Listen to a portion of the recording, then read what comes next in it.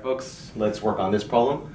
A number is increased by 25% and the resulting number is then decreased by 20%. The final number is what percent of the original number?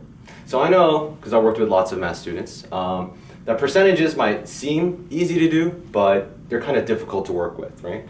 So there are a couple of tricks you can do to make your life a little bit easier. So the trick I'm going to show you today is whenever they allow us to choose a number and the problem has something to do with percentages, I'm always going to choose that number to be 100, 1,000, or 10,000 because those numbers are very easy to work with percentages. So today let's just choose 100 to be our number, right?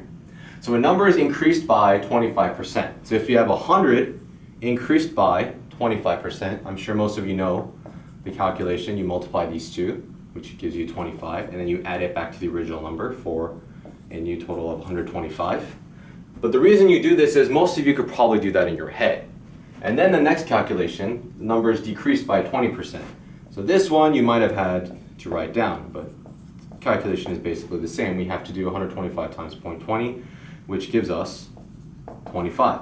And then you have to subtract this from the number you started with, which is going to give us 100, which means that the number we end up with is the same as the number we started with. So some of you can already tell that means the answer is just going to be 100%. For those of you who don't, I'll prove it to you. Because all percentages are proportions, right? And the proportion always goes the percentage over 100, the original number, and the new number. But in this case, the original number we started with was 100, and the final number that we ended up with was also 100.